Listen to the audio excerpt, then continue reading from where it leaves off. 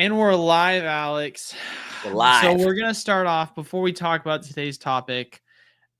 Alex, would you like to say anything about some acknowledgments as to why we're late today? Is it my fault?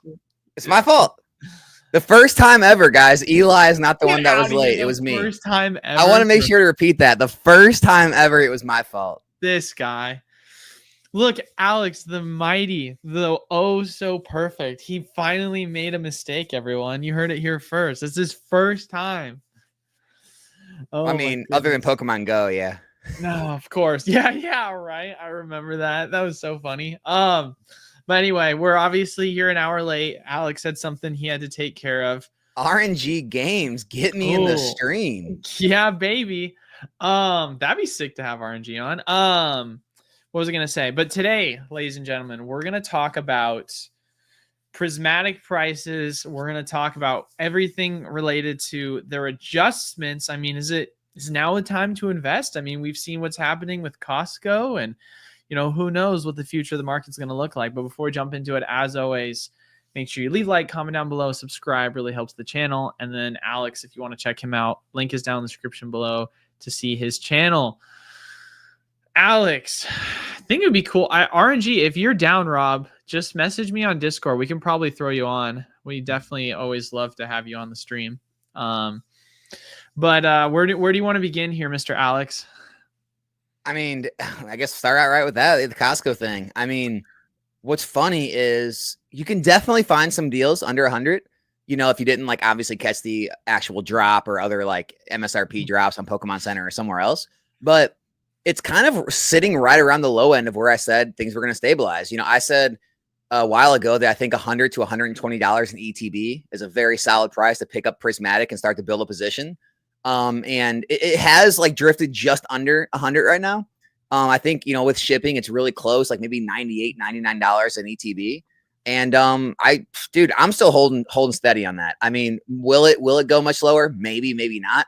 But I still think you're not going to be too upset buying Prismatic at $100 in ETB in the next 2, 3, 4 years. And you're not even going to remember that, I caught a box here for 90 or 85 or 95 or whatever.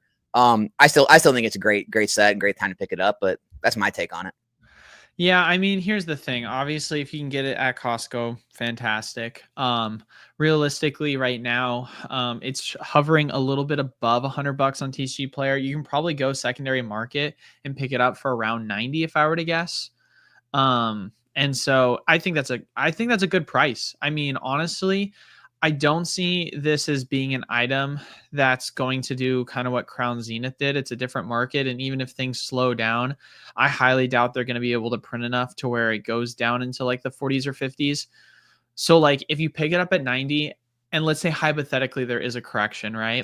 An even greater correction than we realize, and you go pick it up for 60, that's not a super far off dollar cost average point. So I'm totally not against you being able to pick it up if you can go try and grab some for around $90.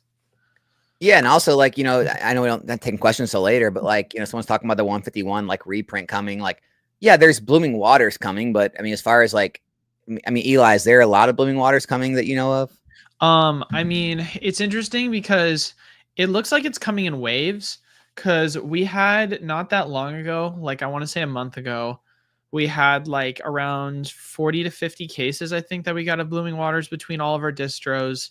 And I think this time around, we're getting 21 cases. So it's definitely smaller, but they're trying to put it out, it seems as much as possible and just kind of push it. Obviously, with the way things are going, it's not causing too much of an effect on the sealed. It's more affecting the singles by far. Well, it'll be interesting to see obviously what happens over the next couple months if they're going to keep trying to push more and more of it. But at least for this go around, from what I'm hearing, this next, I guess small wave of it isn't, it's not huge. I mean, I know Blooming Waters right now is under $120. That's less than $10 a pack, and you get the promos. I will tell you one thing right now. If anyone out there wants to take a bet with me, I will gladly take the bet. You guys can buy any index fund or mutual fund that you want, and I will buy a Blooming Waters boxes under $120, and we can compare it whatever time frame, year, 2 years, 3 years, 5 years. I am very confident 151 is going to outperform most every index and mutual fund, in my Where's opinion. Blooming Waters under 100? Under 120. Oh, I was so There's 12 confused. packs, so it's under $10 a pack. I was like, Dude, what? I don't think there's any way that set is not $20 a pack, at least in the next couple of years. Like, I just think it's going to outperform pretty much any other stable investment out there. And so, I mean, before the reprint, after the reprint, during the reprint, whenever you can get it, I think it's I think 151 packs under $10 a pack is a great pickup. Yeah, it's definitely it's definitely one of those things where you're like, it sucks to pay so much more above MSRP, but like you also have to assume if you're trying to play the long-term game, like I just don't see you really getting burnt by the Prismatic ETB. Especially right now. I mean, so Prismatic ETB, obviously, like, I know this is going to be controversial for this stream, right? Because this stream specifically tends to love 151 significantly more than Prismatic for some reason. Do they? Yeah. Oh, big time, dude. This I feel like a lot of our viewers love 151, which is so interesting because like this is just my personal opinion. I like Prismatic more, and most of the people that come to my shop definitely like Prismatic quite a bit. But going back to the point I'm trying to make here, the 151 ETB right now is going for about $250 on TCG player lowest listed. And so just imagine what's going to happen to Prismatic in like 2 years. Like, I'm just saying, like, don't have a crystal ball here, but if we say that when Prismatic goes out of rotation in 2 years, or yeah, it's about 2 years, maybe 2.5. I mean, 151's in rotation still too. Like, let's not. And to be fair, we have no clue how crazy the market's going to be or how hot it's going to be, but it just feels like a good deal to be able to pick it up for sub 100. I think people have like a very hard time. They have a hard time grasping how the TCG market works, right? Because a lot of people, if they're used to like slow and steady gains of like I said, like an index fund or a mutual fund, they don't understand that like, you know, things in collectibles can stay stagnant or do very little for like a year, 2 years. And all of a sudden they'll jump 100+%. And then everyone cries market manipulation, you know, scam, all this stuff, buyout. But that's just how TCG markets move. So like, yeah, I'm not saying Prismatic or 151 Blooming Waters, if you buy the ETB or whatever, I'm not saying tomorrow or next week or next month or even next couple months, you're going to like double your money. But there is going to come a time within the next 1 or 2 years, especially 151 will be out of print by then. Prismatic will be close to it. There'll come a time in the next couple of years where you're going to see massive price growth on those. It's going to happen pretty much overnight. It's going to feel like it, just like Crown Zenith. Guys, Crown Zenith was like $5 a pack. And then within like a couple of months, it was $10 a pack. It was crazy. And I think it's going to be the same way with these sets. And you are going to be wishing that you bought. You're not going to worry that I paid $5 or $10 extra for one of these products and somebody else. You're going to be like, I'm glad I have them. That's how I feel about it. Yeah, Crown Zenith right now, 186 is lowest listed. So, I mean, if you're picking it up at 90, that's literally a 100% return. If it gets to that price where Crown Zenith is currently. Yep. So, and don't get me wrong, like I love Crown Zenith. Like I think it's a phenomenal set, but like the hype for Prismatic is insane. Well, think about this too, right? Everyone's always worried about like all these, like they say things like, well, they're going to print other products like they did for 151 and Crown Zenith. Like, let them. Eli just told you 151 ETB is $250. They've printed, this is now the second wave of Blooming Waters. They've printed multiple waves of booster bundles. They're throwing 151 out. They had reprints or restocks of those poster collections or whatever, the Zapdos boxes, everything. They have been slamming 151 down our throats. Guess what? Go look at the ETB chart. The ETB chart just keeps climbing. So it doesn't matter if they release more Prismatic product. Oh, Alex, they're going to release a Prismatic collection box. They're going to release more Prismatic bundles, Prismatic this. If they do not release more ETBs or more ETB cases, they're only going to go one direction, right up after all this. It's just the way it is. The product, there's different levels of scarcity, right? There's overall scarcity of the set and the packs, and then there's product scarcity. If the ETBs or with other sets, booster boxes become so scarce, yeah, the packs and the singles may be cheap, but that product will not be. And that's kind of how the specialty set ETBs have been. Paladin and Fates is the same exact way. The ETBs are so much more expensive than the actual packs are. Well, think about it this way, right? Let's just say on the off chance, right? Extremely unlikely, but let's say on the off chance Prismatic goes to $50 in ETB. If you were picking it up right now at 90, your dollar cost average, if it was a 1-to-1 ratio, would be about $70. which honestly is insanely good in my opinion, right? Because if you think about it, right? And we've talked about this before, the importance of understanding not only dollar cost averaging, but not getting too greedy because of the long term. If you were someone that got into Evolving Skies, the first time it had like, well, I shouldn't say the first time, the last time it had the like super small reprint, and a lot of people were hesitant on picking up because they were like, oh, it's at 140, 150. I don't want to pick it up. I want to wait till it goes down to 100, right? Because it dropped to 120, but it didn't last that long and then rebounded up to 140, 150.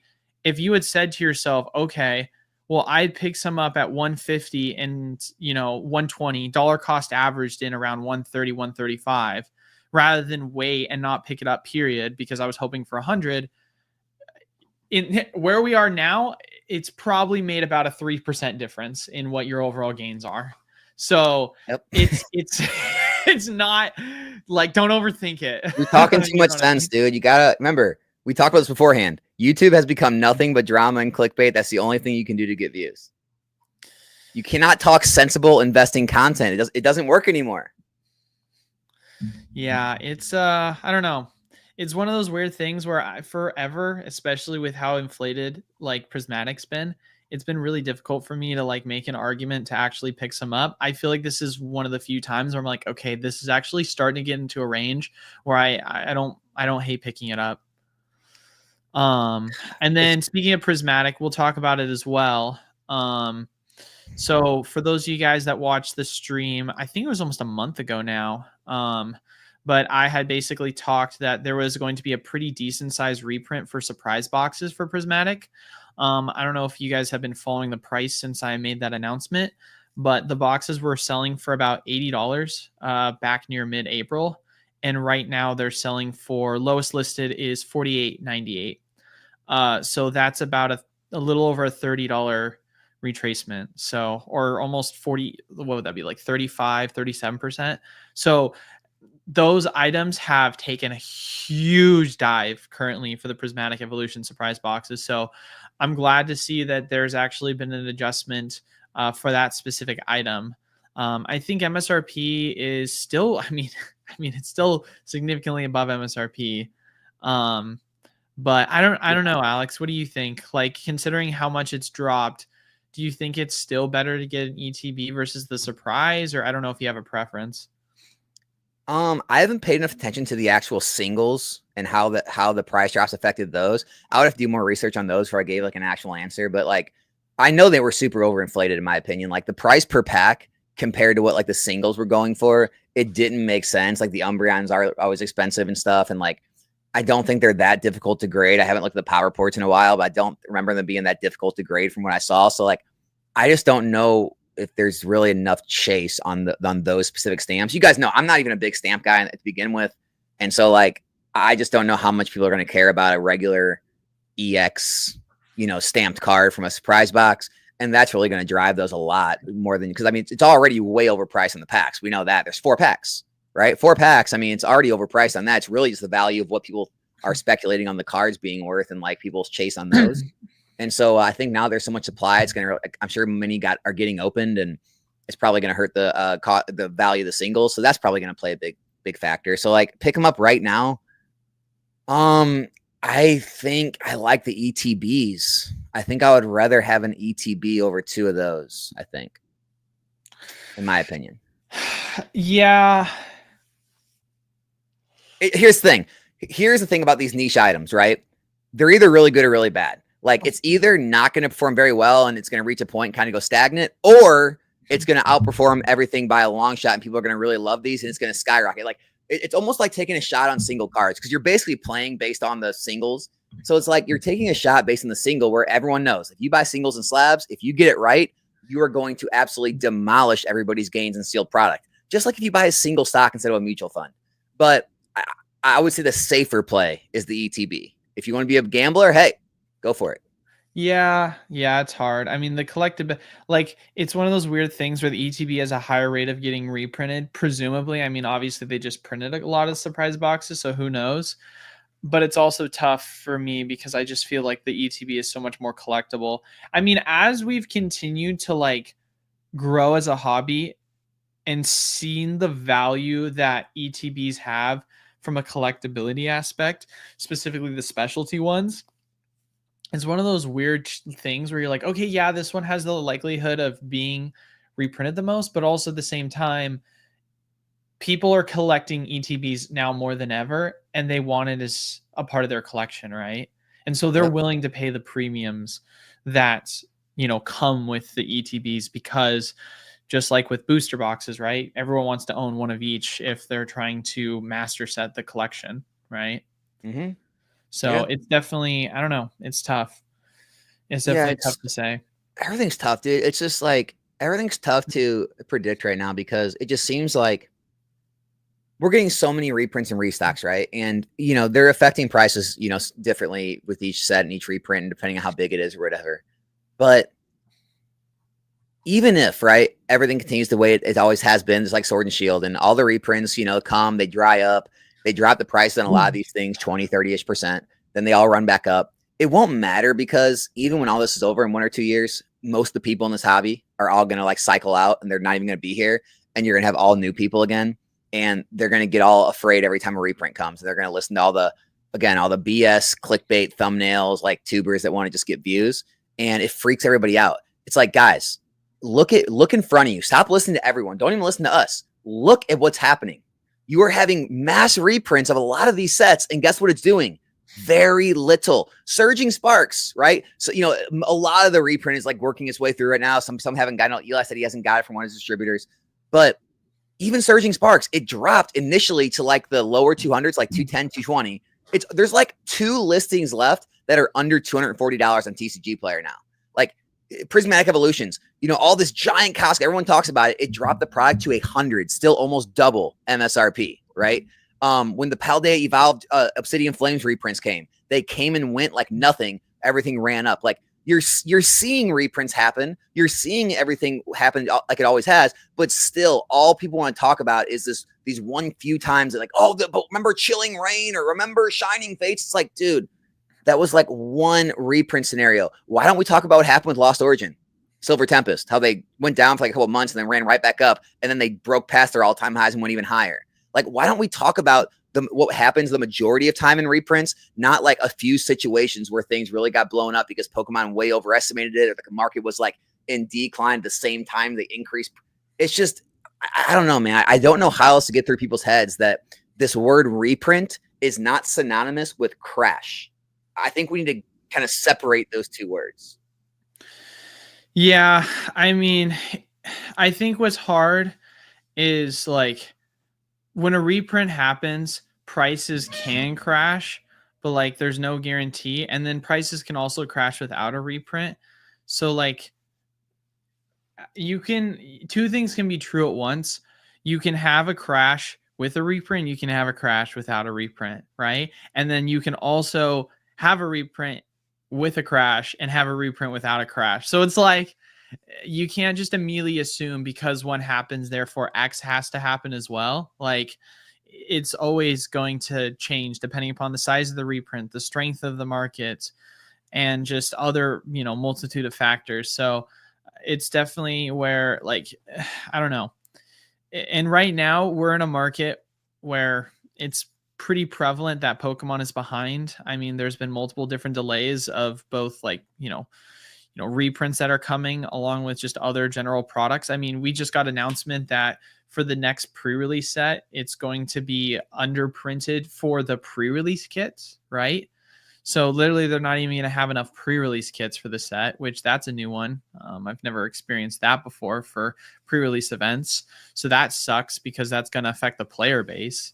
And then, you know, let alone what's going to happen with just general, you know, product and what allocations are going to look like.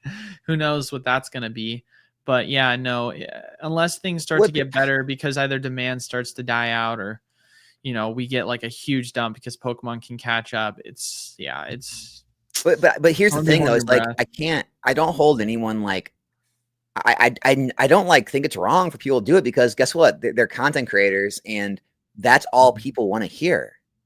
Like, it's like you can't get mad at the TV networks for putting out freaking trash TV because people watch it. It gets the views, right? And so it's like if everyone just wants to watch drama content or like someone putting up charts and saying, hey, this chart went up, this chart's going down, reprints are coming, restocks, market's going to crash. Like, if that's what's going to get views, like, how can you can't get mad at the creator for it, because they're chasing the views, right? They don't care what they say, they're just chasing the views. And that's what people want to watch. So it's just constant conundrum where it's just going to be a constant cycle. And here's the thing. Like I said, most people are going to cycle out of the hobby in the next like couple of years, I'm sure. And so even in 2-3 years, when everything comes true that we're saying, and every single set we're talking about is higher than it is now, and you make considerable amount of gains, if you were in every set, let's say you make 50, 100% in the next 3 years, it won't even matter. There'll be the same conversations a year, 3 years from now. Oh, reprints, things are going to crash. Don't buy now. Oh, Pokemon investing, all this stupid stuff. And it's just like, I finally kind of got cynical about this whole thing. And I finally kind of come to the conclusion that you can't help people. You can't help people.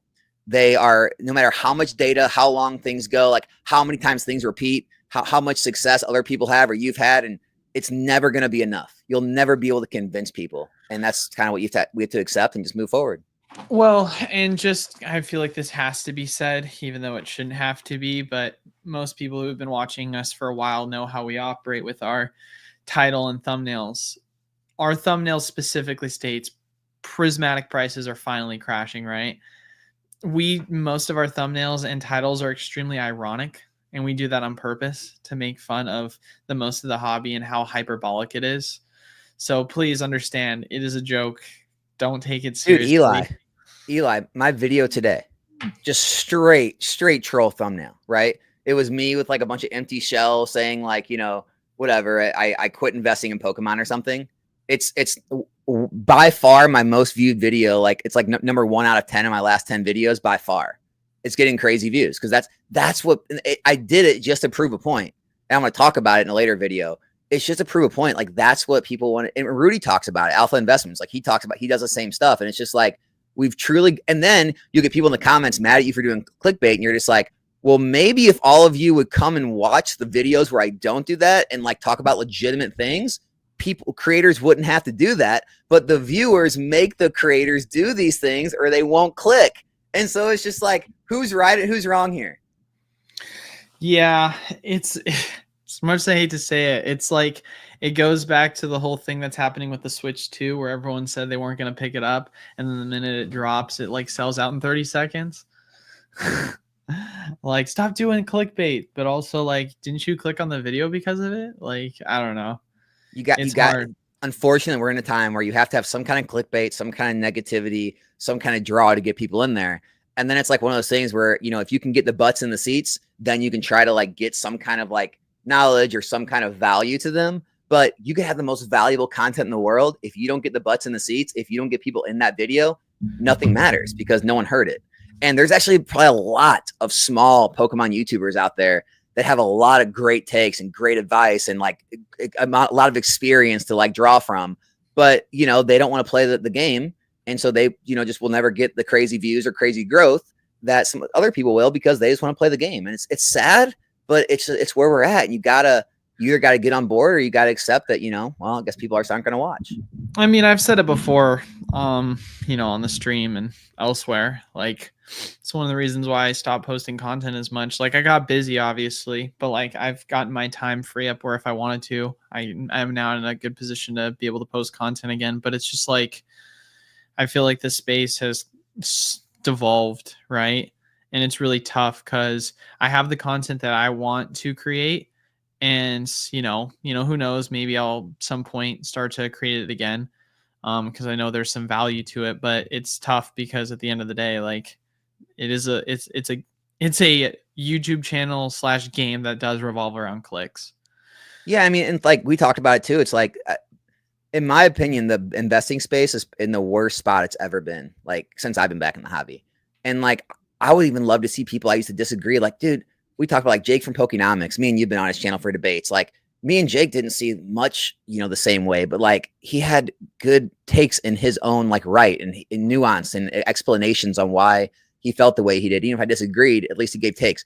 SM Pratt was one of the original investment PokeTubers, which made videos and just gave well thought out, like grounded takes, like based on, facts and data and based on like his experience in the hobby. Like, you had a lot more of that. Right. And nowadays I just feel like everyone in the space is just like talking about whatever charts and cards moved this day, whether they're up or down, or talking about another reprint or a restock rumor, or, you know, and it's just like, no one's got any like nuanced investing takes anymore. It's just like a market update or a drama video. And that's Pokemon, or a pack opening. You have pack opening, market data, or drama. That's it. Those are your three choices. That's it. So we're still a bit away before we start talking and taking people's questions. But I just want to remind everyone, we're going to probably start here in the next 10 minutes. If you want us to answer a question for you, down in the comment section below, say question in specifically, you know, all caps really helps, followed by whatever your question is, makes it easier for us to go through and grab what you're obviously trying to ask. And then, of course, make sure to leave a like, comment down below, subscribe, really helps the channel. And then check out Alex's content, links down in the description below.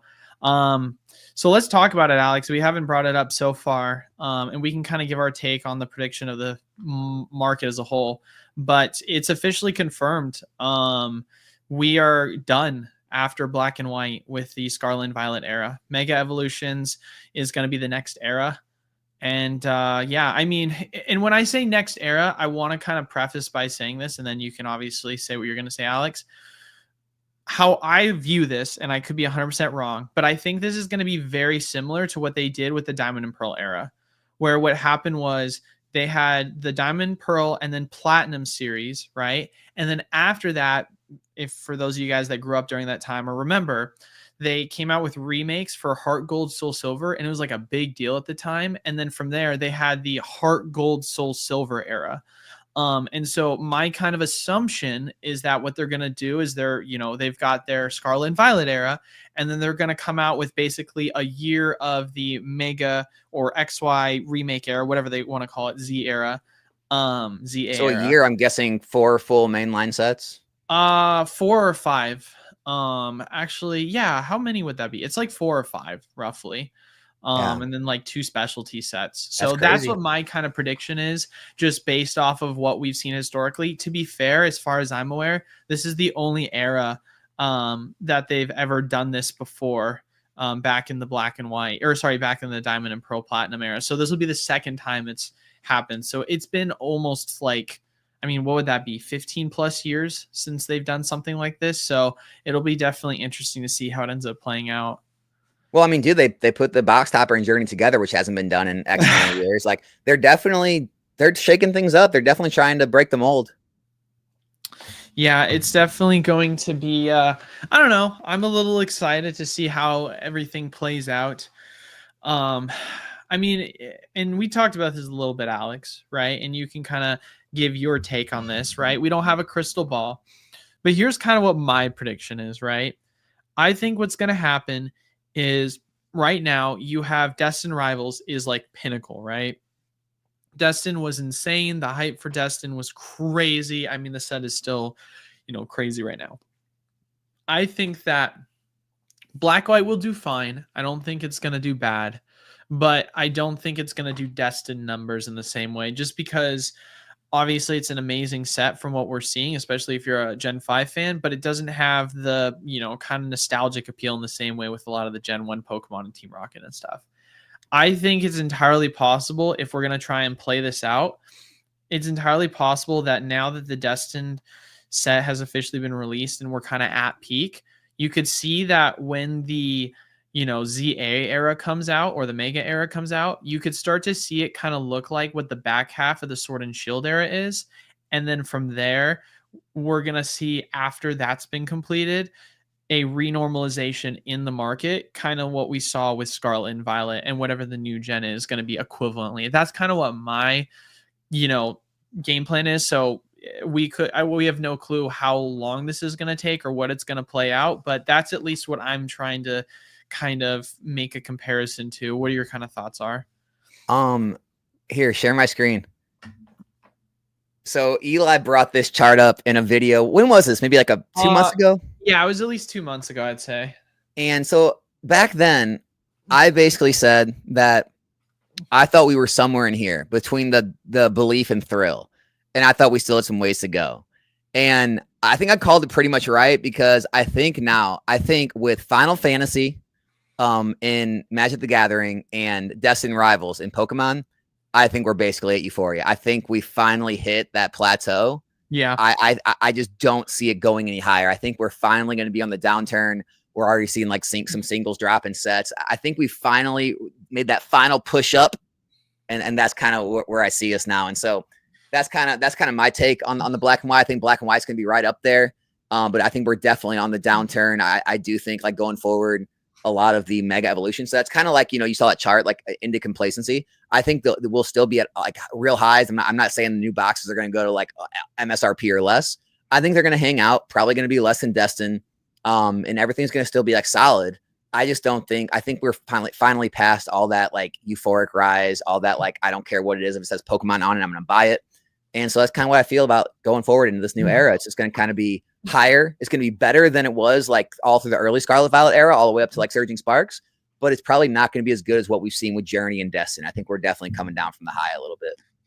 Well, and you can never compare anything 1-to-1. But if we do want to try and compare it to the previous era, it's feeling very similar to what you saw with Celebrations, right? Celebrations was the era's Destin. Like the ETBs were selling for like, oh my God, they were selling for like 140, 150, which was insane, like at pre-sale, right? Especially for that time when MSRP was lower.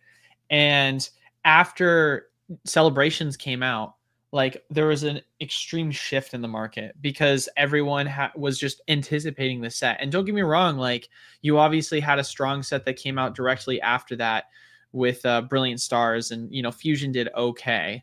But, you know, that could be what we end up seeing, where black and white does good or okay comparatively to the demand of the market. And then you also have the X Inferno set that's going to come out, you know, kind of funny timing how we're going to have a Charizard set come out shortly after in the same exact way with Celebrations for, you know, Destin comparably. And then after that, it was kind of very hit or miss depending upon the demands of the sets, right? So we have no clue how hot these sets are going to be in the Mega era, but obviously looking and seeing what happened after Brilliant, you had Astro, which was not super well received, followed by Pokemon Go, which obviously was horribly received. And then finally you had Lost Origin that did decent, and then Silver you were able to buy at basically wholesale or slightly above wholesale. So I'm not saying that's how it's going to play out. I think the market is definitely a bit stronger now than it was previously, but I wouldn't be surprised if, kind of like I was saying, after that, the next 1 or 2 sets come out, depending upon if you start to see any misses where people are like, okay, this set is kind of then you could start to see that kind of fall off in demand. And then eventually, once we get to the next generation after Mega's end, it's just a full reset on the market. I'll throw a hot take out right now. I think in the Mega era, this next era, we're going to see MSRP on a box again. Yeah, I can see that for sure. Yeah. Yeah. I think we'll have our $160 box again. I think you want to bring that chart up again, Alex, real quick. Yeah. So here's where my thoughts are based on it. Here, I'll add it to staged real quick and I'll pull it up. So I agree with you. I think we're definitely right at the euphoria stage. I think what's probably going to happen is when black and white comes out, you're going to start to see that kind of downtrend from the top of the euphoric, because like we kind of said, black and white will do good, but it's not going to do prismatic level good.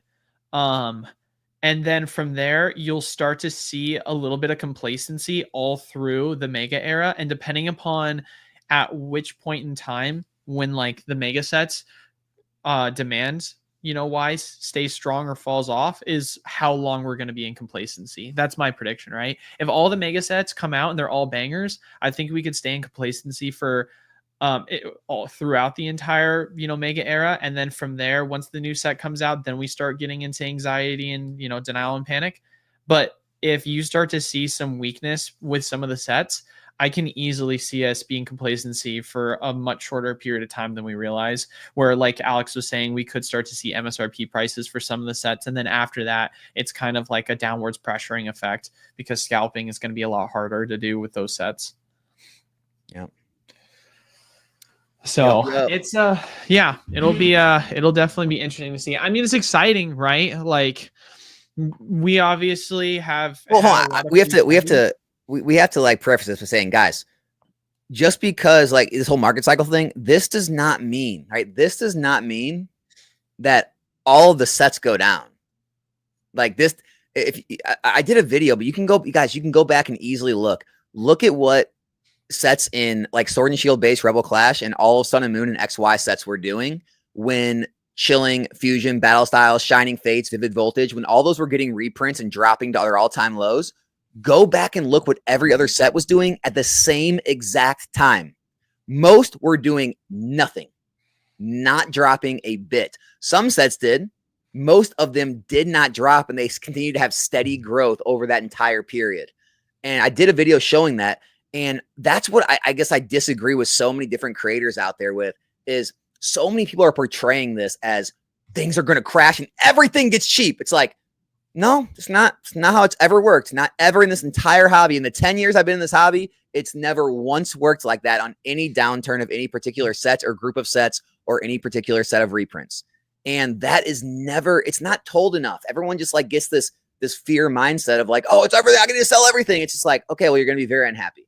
You're going to be very unhappy when you sell everything and none of this early Scarlet Violet stuff or late Sword and Shield stuff crashes at all. And you're going to say, wow, I got bamboozled. You're likely going to leave the hobby. A new crop of people will enter the hobby and they'll then be, influenced by all the nonsense. So just understand that when me and Eli are talking about this, we're talking about the brand new sets, right? We're not talking about how this is going to affect Paldea Evolved or, Silver Tempest. Well, kind of like what we had discussed back during the Scarlet and Violet era or back half of the Sword and Shield, when things started to slow down again and being able to pick up slightly above wholesale or at wholesale and some sets below was normal. It wasn't one of these things where it was like, oh my god, like the market's crashing, time to start dumping your Sun and Moon. Like, right. No, Sun and Moon era was getting all-time highs during that entire process. So it's just that's what I'm saying. Where these ideas are just dreamt up in these newer, people's minds, and then they put them out there, and then people like they gravitate to it because they're so upset that things are expensive, and so it's easier to just like jump on the bandwagon and believe everything's going to crash and you'll have another chance than to accept the fact that, well, I either have to pay those prices or I have to move on. I'm not going to be able to get those, and I get it. It's a lot easier to play that game. So I want to make sure this is understood properly and it's not confused. Typically, what happens is the sets that will be affected are the ones that are part of the block. And when I say the block, I don't mean the ones that are in rotation, right? Because that's different than a block, right? Because with how it works is you've got E block, you've got F, G, right? The cards at the bottom will say it, and then they're a part of a rotational cycle. So for example, right? Astral, Brilliant, Silver, Lost Origin. They're all part of the same rotational block. So when you saw there was weakness in the market for, Astral and Brilliant, eventually that followed with Silver and Lost Origin reprints. And they all kind of like adjusted together, right? And so with that, it wasn't one of these things where, okay, well, yeah, Fusion and Chilling and Evolving were all still in the same rotational cycle, but no, they were part of a different block entirely. And because of that, they still were performing strong while the back half of the Scarlet or the Sword and Shield era was starting to weaken and the block kind of worked as a whole downwards and not as strong. So in other words, I guess what I'm trying to articulate with this is depending upon the direction in which Pokemon goes with their reprints, this current block, which is technically speaking, it's Surging and Prismatic and then Destined and Journey. Those are the ones where you could see potentially a shift. It depends how far back they want to go with the printing. We have no clue how much they're going to do of Surging, but I mean, there's no doubt in my mind, there's going to be more Journey. There's going to be more Destined. And depending upon the strength of the market, there's maybe an argument to be made. You could see adjustments in those prices, but it just comes down to the point of which you start to really see the weakness of the market. Then we can start to talk the anticipation of what sets are probably going to be pretty weak around the general block in which the demand dies out, if that makes sense. Dude, I may be an idiot, but I'm kind of getting to be a believer in the Journey thing. Like as the set as a whole? Well, just the fact that I just don't know if they're gonna, one, if they even have booster box reprints, then two, if those are gonna have box toppers. I truly believe if we don't get more booster boxes with box toppers, I think Journey's going to be a dark horse. It'll be interesting to see what happens with Journey. I mean, we obviously have no clue how much they're going to print and how it's going to be printed, but I mean, it's definitely possible that with some of the other countries, I mean, I know they do it differently than the US, but showing an inverse where some of them are being printed with no box toppers, it's definitely not a bad bet. I mean, put it this way, like right now in the market, if you got some money laying around and you're just like in that holding pattern and you're just like, I don't know what to buy, I don't think it's the worst idea to have a case of Journey together. I mean, it's still cheap. It's still one of the cheapest boxes on the market. And like I said, those box toppers are, I mean, I get it's a small set. It's not the most sought after set and all that, but things change, like perceptions change over time, as things are, even if it's not, but if things are just perceived as more scarce, these markets change very quickly. Yeah. All right, let's get into some questions now. Let me hold on. I got to scroll all the way. Wow, there's been a lot of conversation so far. Want to thank everyone so much for stopping by and asking questions. First one is Shrouded Fable is high in value on TCG, but holy crap. Shrouded Fable is high in value on TCG, but I seem to can find it everywhere for under 30 a bundle. I can't seem to understand if it's a good buy or not. 30 a bundle. What is that? 6 packs, $5 a pack. Personally, I'd be okay buying Shrouded Fable at $5 a pack in a sealed product, like not even a loose pack. That sounds like a good pickup to me because, I mean, even what is MSRP on those? It can't be much less. I mean, I think that's such a low risk play on that. If you want to position in Shrouded Fable, I have no problem getting in at $30 a booster bundle. Yeah, I mean, it's not a bad pickup in terms of if you're wanting to pick up Shrouded for the current price. I think my only concern is that if you had picked up Battle Styles versus Chilling and Fusion, you obviously made such a worse return. So just because you're able to get a good deal compared to the rest of the market doesn't mean it's going to be just as great in its return. True. People are saying buying 151 now for around $9.50 a pack is bad because there's a reprint coming. Has there been any confirm you guys buying any 151 at $9 a pack? We kind of talked about it earlier, but you can kind of give our take on it. Yeah, like I said before, Pokemon is definitely trying to use Blooming Waters as like their way to bring the pack prices down. I think that it's one thing if we're talking about individual products. It's another if we're talking about individual packs, because packs can come from anything 151. So at least for me personally, I'm not buying loose 151 as it currently stands. I'm much more targeting, if anything. I'm probably over the next year going to start to hold a pretty heavy position for Prismatic. I'll be honest. I am targeting 151. Yeah. Yeah. I want 151 to be one of my largest, if not largest position. Other than I'm with you too on Prismatic. Like I'm definitely not like trying to play the game of like which one's better. I want to have Prismatic and 151, and then behind that Paldea Evolved right now. Obviously I'm still like on the mindset of like I'm not buying Destined Rivals at the current price points. I will miss out and gladly miss out if I'm wrong and it never becomes worth less. But I think there'll be a time in the future when we can get Destined Rivals in the next 2-3 years for a cheaper price. And so I'd much rather pick up some of the older stuff like 151 and then obviously Prismatic on this reprint of ETBs. Like I think there's good plays right now. I just think people are a little hesitant because of the price point. But I mean, the reality is, guys, like 151's going on 2 years old here soon. And we're moving into a new era and there's so much and they've already printed so much 151. Like, I think eventually they are going to stop doing this. Like, as much as everyone wants to hate hearing that, they are going to stop printing 151 eventually. And it's going to come within the next year. I mean, here's what I'm saying. If you can get packs for $9, I don't think it's a bad buy. Because right now, like, even if prices go down, going back to that whole dollar cost average, let's do some math here. How many packs are there in the special or the ETB? Is it 9 packs? 9. Right? I understand that it's not the same, right? They're completely different items. But let's do the math on the premium. If you're buying the packs for $9.50 a piece and there's 9 packs in it, that's $85.50. versus you go buy the ETB, you're paying $250. That is a 3 times premium right now for the ETB compared to the loose packs. Do you want me to add it to staged, Alex, or do you want me to? You're streaming still. Oh no, I'm sorry. Yeah, sorry about that. No. Okay. So for me, it's one of these things where the premiums compared to the ETBs are usually not this high.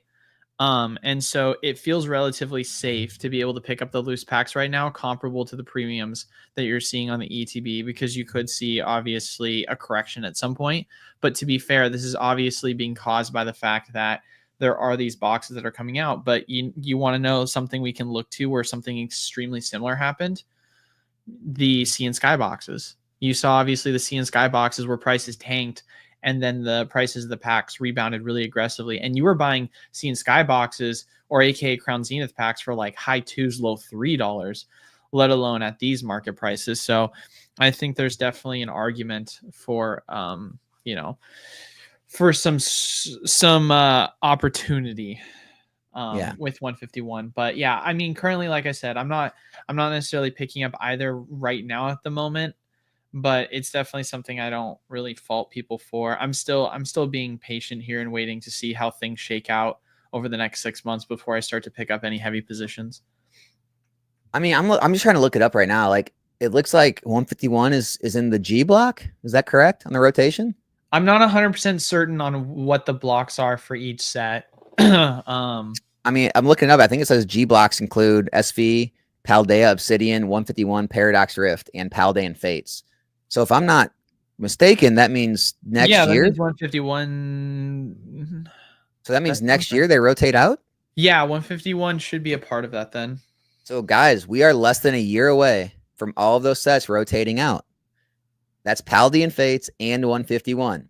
Yeah. They've got less than a year to print enough for everyone to think that the price points are affordable enough. And when that day comes and the prices are the prices and they're out of rotation, you're gonna see an absolute boom of these. I promise you are. Yeah. You know what's interesting, Alex? I'm catching up on everyone's opinions on Prismatic versus 151. Dude, I don't know. Maybe it's just me. Maybe it's just the product we got in shop. I have not experienced bad pull rates with Prismatic. I don't know if it's. I don't even. Well, here's the problem. Like, we've pulled in the past. So in the all time, right, since the set's been released, we've probably pulled roughly around 5 to 6 of the Umbreons. And then demigods, we've probably pulled right around 7 or 8 demigod packs. Yeah. And it's definitely a batching issue. You got a good batch. I was about to say, because like our pull rates, like we have a wall of fame in our shop where we, if someone gets a top hit in a set, like we'll take a Polaroid of them and put them on the wall. If you look at our wall, it's insane how much of it is Prismatic. Yeah. I've been through multiple different, I would say batches. And yeah, some of them are really good. And you get like a bunch of demigod packs and then dude, some of them are really bad where you'll go through, 100 packs and pull one SIR. And so, yeah, I think you got a really good batch. Yeah. Guess so, man. That's good. That's good. Hey man, keeps people coming back to the store. Yeah, honestly, seriously. Dude, if I order from somebody and I get really good pulls, I try to order from that person as much as possible because I know they have good batches of things. 151's the same way. You'll go through 151 and dude, I'll open 50 packs and get 6 SIRs. And then I'll open 50 packs of another batch of 151 that came from mini tins and I'll get 1, 2, it's oh. Yeah. Definitely it's definitely hard not to feel that way. Yeah. Question, with all the X-ray stuff and new pack scanning methods coming out, do you think holding loose packs is still safe? Yeah. Yes. Yeah. How about this, guys? Just look at, just watch, just watch and see how the Sword and Shield packs, they'll rise right with the booster boxes. They'll never be as expensive, but if a booster box pack of Evolving Skies, Evolving Skies, right, it ends up going for $2,500, let's say. A booster box divided by 36 packs, that's $69. Dude, the single packs are going to be at least probably be 35, 40. They're going to be 35, 40 plus by then. And it just depends on which direction you want to go. If you can't afford boxes and you don't want to pay a premium for products, I can tell you very clearly, packs sell. Every streamer I know in the business buys packs. I can tell you personally, I've pulled 3 Moonbryons on stream this year, all from loose packs. Here's what I would tell you. We are in an age, a social media age now. We've all grown up, you know, at least most of us, with the internet most of all of our lives. Everyone knows all of the, you know, things you can do with content and, you know, editing and, you know, you can do so many things to make things look how you want. All I'm saying is, why don't you guys try all the stupid stuff yourself instead of take people's words online or videos that could have been made to look a certain way, or, you know, things that could have been set up like maybe it's like everyone sees a video or hears something online, they take it as gospel. Guys, I mean, I and other streamers rip tens of hundreds of thousands of packs, have never seen one issue. I've ordered from so many people, never had one issue. And you're taking it from people who literally make drama videos for a living. Like that's what they do that's their whole content. It's to cause conversation and drama and people to get worried and upset and fear. But have you ever done it for yourself? Do you listen to anybody that actually goes through large amounts of product? Why is everyone that goes through large amounts of product never seen it? That's what I would say about it. Yeah, it's overblown. If the Greninja Kingdra promo becomes English exclusive, would it still be reasonable to pick up at current price points in 2 months? It's 1 year old, and that's been the earlier threshold for promos. Dude, remember those boxes were like that? Those were like the biggest thing in Shrouded Fable. Everybody had to have those. They sold out. That was the only thing people cared about Shrouded was those boxes. Yeah, yeah. What's the question? In 2 months, it's 1 year old. That's been earlier threshold. I mean, usually a lot of the collection boxes don't get reprints. Like I don't see them going back and reprinting Shrouded Fable collection boxes, if that's what you're asking. Yeah, it's unlikely. Yes, I mean, if you wanted to have those, get them. I mean, I don't know what the current price points are. I don't follow them, but I don't know what like the premium you're paying. I don't know what the grading chase is. I think both the cards are near 100, maybe a little over 100 still. I don't know. It's hard to like give an exact like opinion on a play like that when you don't have all the information in front of you. I would have to research it before I give a great answer. Do you think these new Chinese sets will be viable contenders to Japanese sets and with first editions as well, which will perform better in the long run? Dude, I have no clue. I have a friend, Steve. He's been on a couple of live streams. He said that so he got into the Chinese side of things because he had to kind of pivot his business when like grading got slower, and then, you know, obviously PSA opened the Japanese grading and all that stuff, and so he's had a hard time kind of navigating like his. And one of the things he's did was find Chinese suppliers and been selling Chinese boxes, and he's been doing better than ever. Like I will say that I think he told me at one point he was moving 100 boxes a day of Chinese, and so I don't know if they're, you know, contenders of Japanese sets, maybe because right now they're harder to obtain. Less people have suppliers, like, so you can maybe do better. I really don't know how they're going to contend long-term with Japanese. I can tell you though, Chinese is freaking hot. Yeah, it's really hard to say. I mean, I don't want to give an opinion just based on the fact that I'm just an English guy. I barely know Japanese compared to English, let alone Chinese. Yeah, I mean, in my personal opinion, I've said it before. I think when the hobby slows down, I think it kind of goes like dominoes. I think the foreign languages outside of Japanese, because it's the original, I think those start to kind of fall down first. You know, you'll have the Indonesian, Korean, Chinese. I think those will go down first, and then it'll be Japanese, and English is usually the last. And so that's usually been the, you know, kind of way of things. Now, I know this whole like, you know, new Chinese stuff's all new.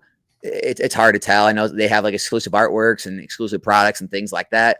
At the end of the day, though, a lot of people, not everybody, a lot of people only go down the different language kind of ladder when the language they actually want gets too expensive. And so when the language they actually want gets less expensive, how many are going to come back to that and leave those other ones?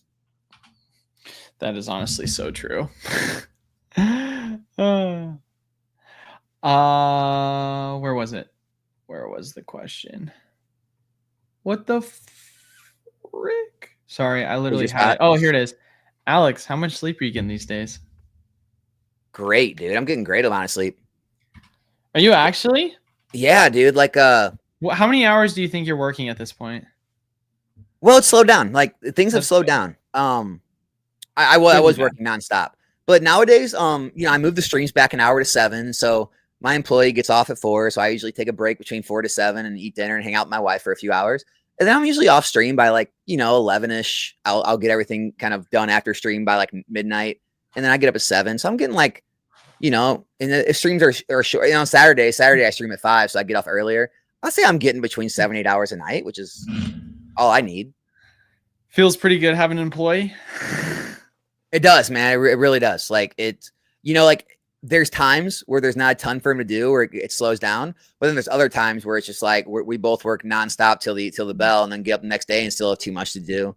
And so it definitely goes in waves. But I can definitely say I would not have been able to grow and would not be where I'm at without one. Like there's physically not enough hours in a day for me to take care of everything that I have going. Yeah, that's So, awesome.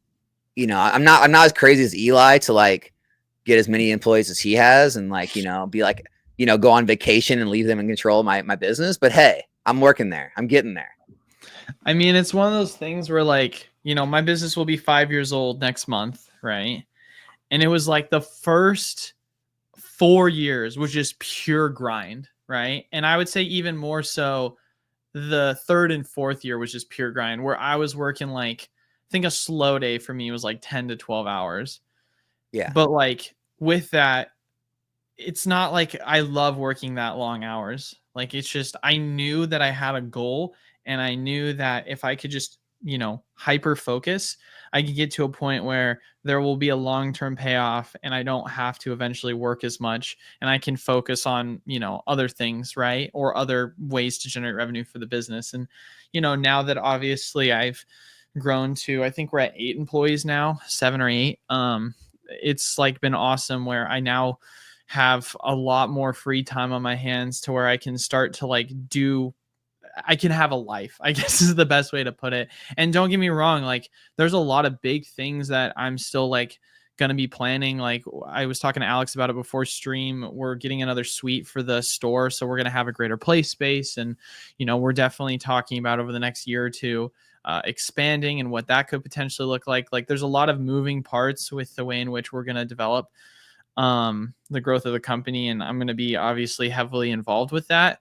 But having a work-life balance is really tough if you're like really trying to like grind it out and get your business to like at least an early goal point of what you kind of want it to be.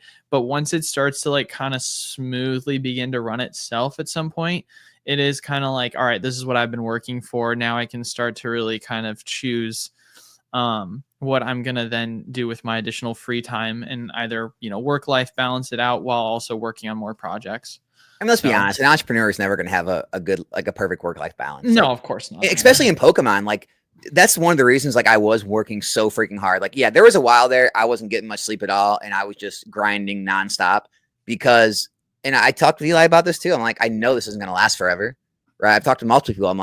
I am going to work every hour of every day while this is as crazy as it is, because I knew I would regret it if I didn't. Like, when things eventually do, they are kind of slowing down. When they really, like, if they do slow down, I'm going to like really appreciate the fact that I did go as hard as I did, because, it's kind of like you have to live your life in seasons, right? It's like when things are in grind mode, you got to grind, right? When things slow down and there's more free time, then you enjoy your time. Like you don't like choose when you get to enjoy your time. You take it as what like the business or the world gives you. And it's just like, I know there'll be time when things are slower and I'll have more time off and more things to do and not be as stressed. But it's just like, you kind of have to, when you're in a business like this, when things are cyclical, like a market, you have to take advantage of the markets like that. If you don't, it's not that you'll fail at business. You're just going to be really upset with yourself when things are slower. You're going to say, damn, remember when things were like this? If only I would have worked a little harder, I could have done that or this. And it's just like, so I don't regret anything, but I'm the same way with Eli. It's like, it is going to be nice getting back to more of a work-life balance here soon. Yeah, 1,000%. Shout out to Mr. Don. Thank you so much, Don, as always, for your support.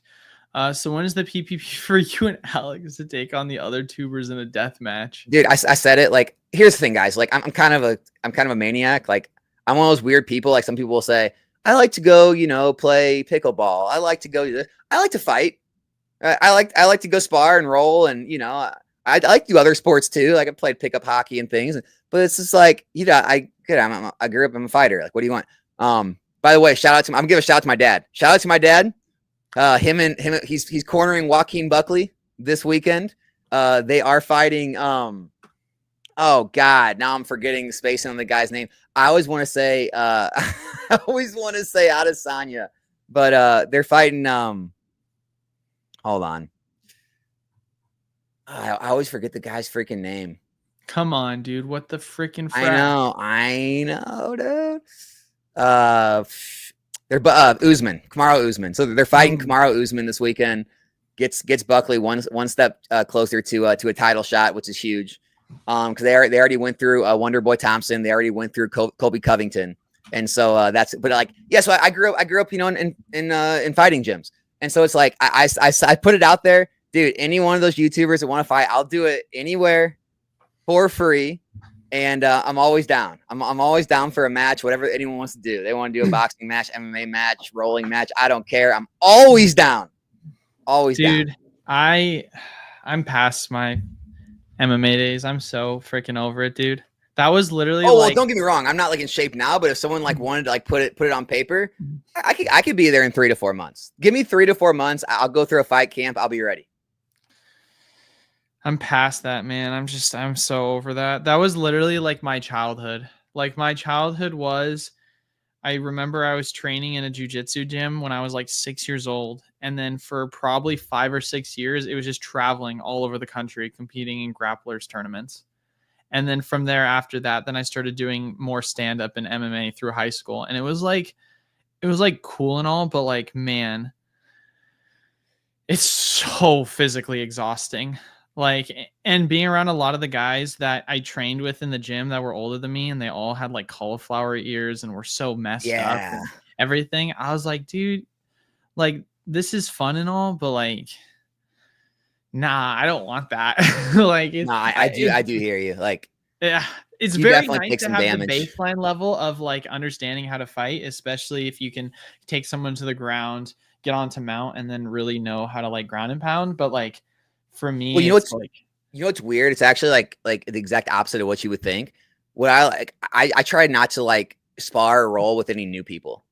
Like it's funny, but like the longer you do it, like people like learn how to just work, like give you work, and they'll give you tough rolls, they'll give you tough spar sessions, but they're not going to kill you, they're not going to injure you. Whereas like new people, they'll start doing jiu-jitsu or they'll start like fighting, and they'll like be like a bull in a china shop, just like going all out, like wearing themselves out, doing crazy like turns and throws and like slams.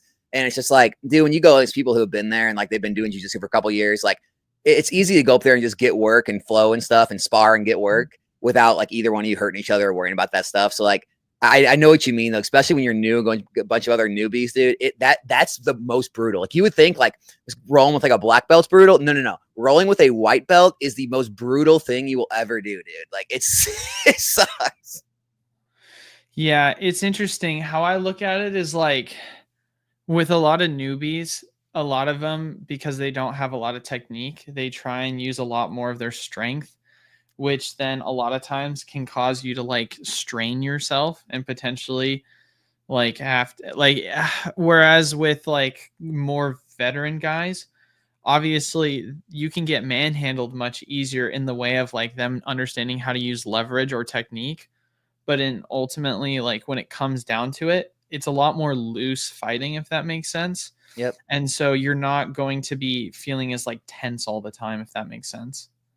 Yeah, I mean the best way to describe it, it's like a mental, it's a physical chess match. Like you're just, you know, if someone knows more than you and they can, you know, implement it better than you, like they're gonna make you tap. But it's not like either one of you got hurt. You're pissed off more than anything, right? It's like, whereas I think people like, you know, they just think of fighting as something different because of, you know, kind of what you'll see on like crazy, like, you know, TikTok shorts or something, where it's just like, dude, if you're sparring or rolling against anyone that knows how to fight or knows what they're doing, it's actually a lot more controlled and you actually get hurt less. As crazy as that sounds. Target prices for evolving ETBs for end of year. I don't even know what they're at right now, dude. Whenever things get like so out of the realm of what I'm like interested in buying at anymore, I stop following them. Like even all these guys' ETBs are so expensive now. It's like I'm never gonna buy one again. So let's see what they're at. Dude, it's funny. I talked to like one of my, good friends who works for me Yeah. at the shop. And like, I remember a while ago, like him and I were having a conversation about like investing because, having, my employees know my content. Right. Right. And Wait, what content? Yeah. My live streams. Thank you very much. Anyway, they understand I'm in the investment space. And so one of them was like asking me, oh, do you think I should pick up an Evolving Skies ETB? And this was back when it was going for, I think, like around 160, 170, I want to say. And they were like, yeah, do you think I should like pick it up if it's worth it? And I was like, dude, honestly, Evolving feels like such a safe pick. Like if you want to get into investing in this space, like I wouldn't be upset with you. So I think we sold it to him for like 130, 140, gave him a deal on it. Well, they're 300 now. And then, literally within the day, like, I'm not even kidding you, within like the week after he picked it up, it took a leg up to 200. And he was just like, all right. and then within like a week after that, it got up to 240. So it was crazy. I mean, obviously you can't time that. Like that was really like lucky, but it's one of those things where it just feels like it's been so safe to just pick up. Right. All right, here's what I'll say. Here's my take, guys. For me, if I wanted to get an Evolving Skies right now and it wasn't a booster box, I'd probably go loose packs. But again, I know a lot of people don't like loose packs, so we'll keep loose packs out of it.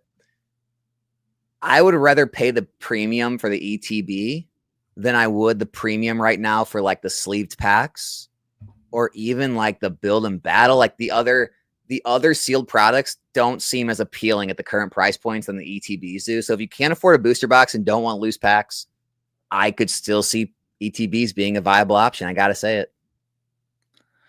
Is that crazy? Am I crazy? No, I don't think so. I think there's such a collectability aspect when it comes to the ETBs. I mean, I talked about this earlier when we were talking about Prismatic product.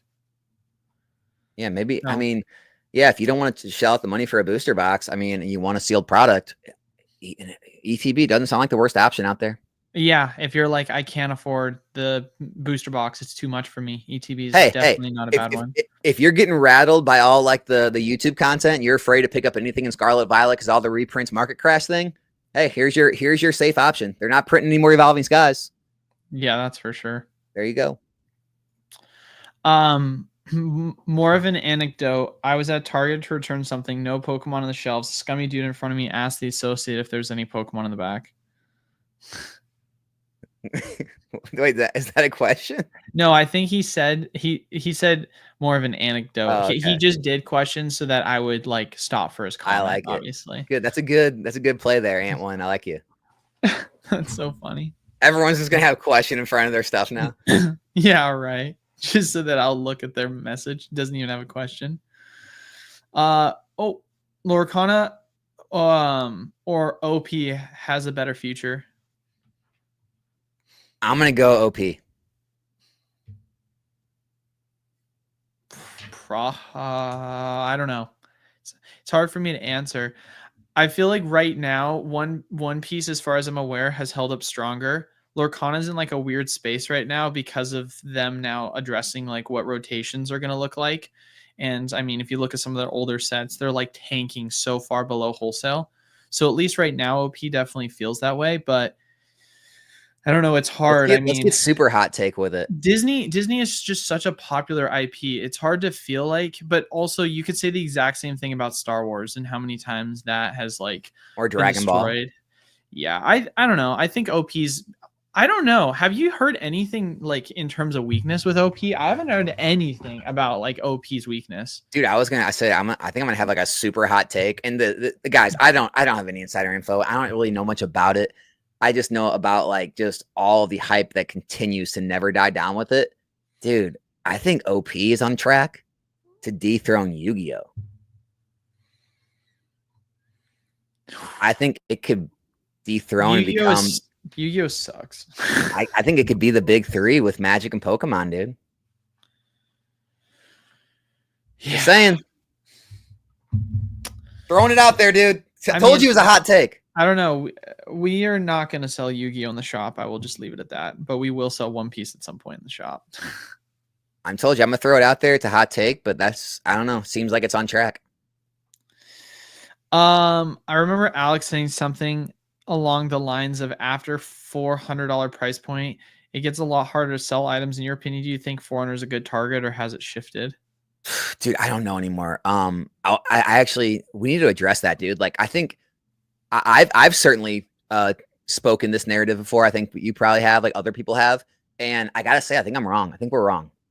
I think the idea that I've said it multiple videos that, you know, when things get expensive, it usually makes sense to sell and buy like newer items and put things into things that haven't had a growth phase yet. Like, you know, you sell off like your Sun and Moon and buy the Scarlet Violet. Dude, after what happened in XY and Sun and Moon this last year, I don't even know anymore. Like, dude, Sword and Shield could go through another boom like XY and Sun and Moon just did, and it could just like crush Scarlet Violet gains. I don't know, because yeah, normally I used to say, yeah, when things get up to that $400, $500, $600, $700 range, normally you see sort of like a glass ceiling. It makes sense to kind of take your gains, put into a new box. It's easier for a new box to go from 1 to 200 than it is for a, you know, box here to go to 4 or 5, 6, 7 to like 8, 9, 10, 1,000 plus. Right now, dude, I don't know, because all the Sun and Moon XY stuff just doubled, tripled, or more in a matter of like a year. And I don't know if Scarlet Violet's going to double, triple like that in a year. So it's just like, I have no clue anymore. No clue. Maybe buying all these Sword and Shield sets at 3, 4, 5, 600 is a better play. I think it's really hard to say because it's such a case by case basis. Like Evolving Skies, obviously not the case, right? Lost Origin, obviously not the case. So, but if you look at some weaker sets, I mean, sets that aren't even at $400, I mean, like Battle Styles, it's definitely like that's the polar, right? That's there's somewhere in the middle where you can kind of look and say, okay, do we think that's how it is for Fusion? Well, definitely not. Like it's at 700 a box. So it's really hard to tell. I feel like there isn't a hard and fast rule of like $400 period. I definitely still think that as things get more expensive, that in theory they definitely become harder to move, but like I said before, it just comes down to the product itself, because it's not something that's a blanket rule. It's just so, it's so one to one, or so case by case. I mean, dude, is there even, I mean, I guess Crimson Invasion, but like there's very few products that are like left under $1,000 now in Sun and Moon. It's crazy. Yeah, it's made moves. I mean, dude, you know Steam Siege is over $1,000 now? Really? Yeah, it's getting out of hand. Jeez. It's getting out of hand. Shout out to Greg. Thank you so much, Greg, for the $5. I hear the comparison to the end of Sword and Shield era with the market, but if Pokemon rushes into the next era, it could be more like the end of the Sun and Moon, in my opinion.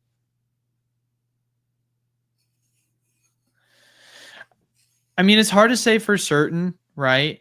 I mean, like I said earlier when I was using the comparison, nothing's ever exactly one to one. I mean, there's so many different instances on how the market is and the just overall health of the hobby as a whole. But for me, I just like to look at the most relevant information we have in front of us and comparing it to as close of a time frame as possible. And not to mention as well, I feel like with the way in which the hobby shifted, it shifted so drastically, starting with COVID. Like obviously there was more strength in the hobby at the end of the XY with evolutions and that whole kind of, hyperbolic run. And then going into the Sun and Moon era, things were okay, but they were much better than the first half of XY. And so, I mean, it's not really the easiest thing to compare it going back to that time compared to Sword and Shield. So there's still, I mean, we're such a new hobby still, if you really think about it. Like, we're going to be 30 years old in a year or two. Like, if you look at traditionals, a lot of these things are like 50, 60 to 100 years old. So it's something where we take the information we have, we try and compare it to, the markets that are as similar to it as possible, along with the time frames in which we think we can correlate the best to. And with the limited data we have, there's not exactly a ton we can go off of. Works for me. I like that. Yeah. What's up, Alex? Came from Alaska. Oh, Wait, no. Cam from Alaska. Sorry. What set do you think will have the highest complete set value? Black and white combined or prismatic? Date of my bet is February 1st, 2026. I'm team prismatic. Wow, dude, black and white combined is a lot of cards. What did we say? How many IRs are there going to be? A lot. It was some like astronomical number, wasn't it? Let me double check and see if I can pull it up on Poke Beach. Man, I don't know. You know what though? Cam, I think I'm with you, dude, because Crown Zenith is sort of that way, right? The Galarian Gallery is huge, but there's very few that are like valuable enough to really carry the set. Maybe you're right. Maybe Prismatic does hold the cake because of the evolutions. In terms of, this is what Pokebeach saying. It says all 176 Black Bolt and White Flare secret rares and pull rates revealed. So it looks like 176 secret rares. Oh, dude. By the way, guys, shout out to my stream tonight. We do have black and white tonight if you guys want to open some. Dude, I don't know, Eli. That's wild. I mean, the Prismatic's pull rates are crap. The evolutions are some of the most popular cards in the hobby right now. But dang, how do you compete against 176 cards? I think on sheer volume, you have to assume, but it's also hard to say though, because like, if you look at the cards in the set, right? Here's what I'm going to say, right? I am a black and white fan, right? With that being said, I don't look at the black and white era and say there's a ton of cards that are going to stand out as being half $1,000, let alone $1,000 cards. I think there's not going to be as many $100 cards, if anything, as people may be thinking. Like, obviously, you've got each of the, you've got the Reshiram and Zekrom. What's the new style they called it? I can't remember if they have exact term for it. I don't know. I mean, let's remember, Crown Zenith didn't have $100 cards for a while. Yeah, I think Prismatic's going to take it. Yeah, but dude, that's the reason I don't think Prismatic is still going to take it is, I mean, dude, I think black and white still wins. 176 cards at $10 a piece, $17.60, $20 a piece. Yeah, maybe Prismatic still takes it. It's going to be close. I don't think people are going to look at the set and be like, yo, I really wanted a Landorus SIR. Like, I don't know. Like, the Reshiram is going to do good. The Zekrom's going to do good. The Kyurem's going to do good. But, like, I don't know. Bouffalant, Jellicent, like, Whimsicott. Like, I don't think these are cards that people are going to look at and be like, I want that SIR. You know what I mean? And I guess that's where it's hard for me. Like, Zoroark will probably do good. Maybe Keldeo will do solid. But, like, at least when I look at Prismatic, you couldn't have given me prices, and I could have already told you you're going to have multiple cards that were going to be over a couple $100 just based on the fact they're evolutions.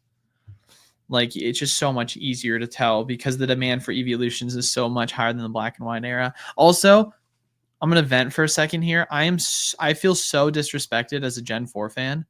The fact of the matter that our remake got completely botched with Brilliant Diamond Shining Pearl was horrible, right? Just terrible. And then the actual like art designs that they came out with the back half of the Sword and Shield era, where they made Arceus, or sorry, not Arceus, but the game Arceus, and they made Palkia a Pegasus and Dialga look kind of sus. And the card arts were just so disappointing, comparable to what we had kind of gotten for the previous sets. And then literally all of a sudden we're getting a true remake or, an add-on to the XY era with new gen gaming. And then also with the black and white era, you're getting a complete master set of every single card that's going to be a part of the generation as IRs or SIRs. Like, as a Gen 4 fan, it's hard not to feel like we got shafted on like the remakes of any kind. Like, I don't know. It sucks, bro. I'm so sad. I mean, Cam, it's a good question, dude. I think I could see either way on it. I think I am going to stick with Prismatic, though. And I'm going to stick with the evolutions because the pull rates are so crazy. And just that Umbreon is just like the face of collecting nowadays for some reason. Do you think and then we'll take 3 more questions, then we'll get out of here. Do you think any cards outside the Reshiram and Zekrom SIR will be over $100 for black and white? Well, that kind of goes into play. I don't even know any of the cards in the set, so I don't know. Sounds like Alex. I haven't Well, I looked. already listed some of the cards. I think that the Lord N card could be $100 out the gate, but I highly doubt it's going to last for that long. It'll probably be right around $60, $70. Kyurem. I think the white Kyurem could, or sorry, not the white Kyurem, just the regular Kyurem. I think that could be a $100 card potentially. I don't know. It's hard. It's really hard to say. I think there's going to be a lot of cards that we're going to look at, and they're going to be like 50, 60, 70-ish range, give or take. There's going to be a lot of cards that are like not going to hit it at 100. Do you think Prismatic PCETBs will outperform Evolving Skies PCETBs if it had some time?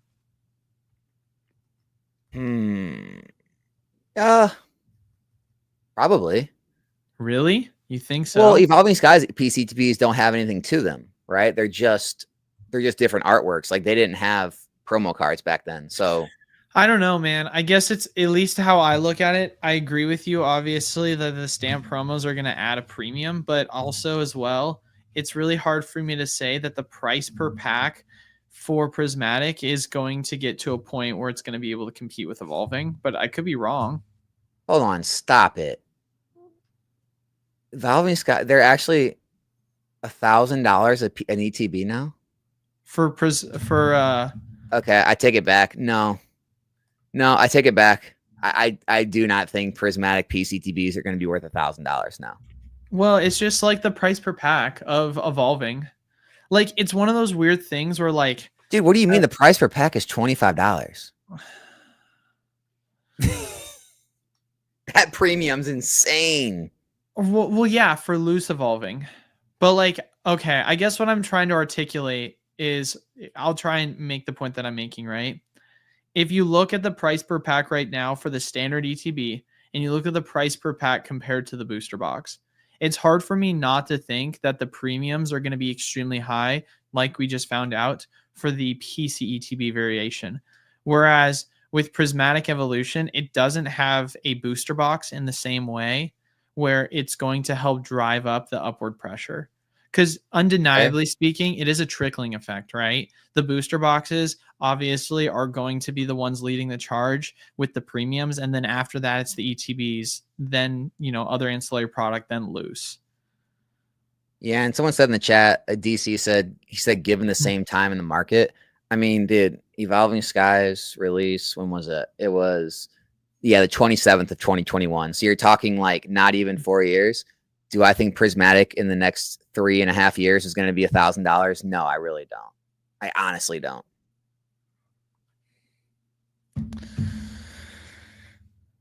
All right. Last question, then we'll wrap on up out of here.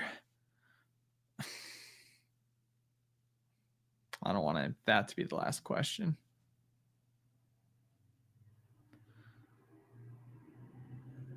I'm going to try and pick one that's good. I'll do this one. This is a fun one. When do you think SV base hits 2K a case? What was that, 300 and something a box? Well, let's see. It's going to go out of print in less than a year. I will say, dude, maybe this time next year. Maybe one full rotation of the Sun and Stars. Checks out. No, that checks out to me. So yeah, we'll say I'm gonna throw it out there. We'll say June 10th of 2026. That's my guess.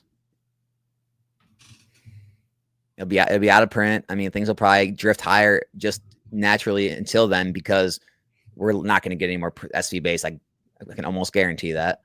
Yeah. And then when it eventually goes out of print, people will freak out even more and just have to get some, and it'll drive it to 300 plus a booster box by then, I think. Yeah, no, I believe it. I believe it, especially since it'll be out of rotation. So, dude, I mean, here's the thing, guys. A lot of people, and you see it, like a lot of people wait to put their money to work until things are out of rotation.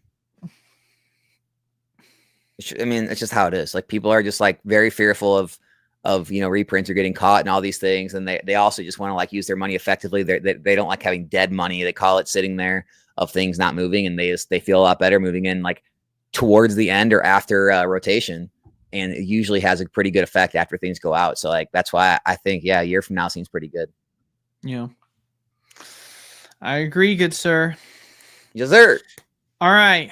It was a good stream. We'll end it up there. Want to thank you all once again so much for stopping by. Make sure you leave a like, comment down below, subscribe. Really helps the channel. And then anything you want to tell people, Alex, about your stream tonight or your channel? Or Oh man, dude, anything tonight is out? gonna be crazy. Tonight, I will shout it out. So tonight, oh baby, we got the Final Fantasy collector or play. I already showed you. We got the black, the Japanese black and white. So it's gonna be a first time on stream for all those products. So it should be fun, man. I gotta be honest, man. I'm a Final Fantasy fan of just like the games and everything growing up. I am so excited to open that tonight. Like I'm really excited to open Final Fantasy. Have you opened any? I have. I opened a case of play and I opened a collector. It's How a was it? lot of fun to open. As someone who literally knows nothing about Final Fantasy, it is a lot of fun to open. So the cool thing about Final Fantasy is they have these special slots. I'm trying to find it's so clean. Like look how clean that pack is. That is a clean product. What is the name of the special slots that they're called? How am I forgetting the name of it? Anyway, so they have these special slots. I think it's called Through the Ages, if I'm correct, is the name of it. So, but anyway, how it works is so you have this Through the Ages slot. I'll just call it that if that's what it is, where they take an art design from Final Fantasy and they make it like a showcase, and it's specifically a card from like it's like a reprint of an older card, which is super cool. So like the one that's the most popular with right now is called Stay With Me. It's Ristic Study, and it's an amazing art design. And Ristic Study, if you play the game, it's a disgusting card. It's like a $90+ card. And it's just so gorgeous. And so there's a ton of these cards. You can pull them in any rarity, like common, uncommon. I think it's 1 in every 3 packs you get one. Obviously, the mythics are going to be much harder to pull. But it was like so well done. And it's so cool too, because like most of these cards that you're pulling about Through the Ages are extremely viably competitive cards. Like they're ones that I'll pull and I'll be like, yeah, of course, I'm totally going to be using this card in one of my decks, or I already have one of my decks. I can easily swap it out, right? Yeah. So I think they did a phenomenal job with the set. As someone who literally knows nothing about Final Fantasy, I personally have been enjoying the set a ton. Plus, they also have added some really cool cards and some really disgusting cards that are like completely broken. And dude, Vivi is so stupid. It's like so gross. But it's a good set. I'm excited for it. It's added some really cool cards that'll also be great for Commander. So it's good. I think you'll enjoy opening it and appreciate the art designs. They did such a phenomenal job with this set. Yeah. Yeah, that's pretty much it, man. All right. Well, we'll get on out of here. Thank you all once again. We will see you all next Tuesday. Peace.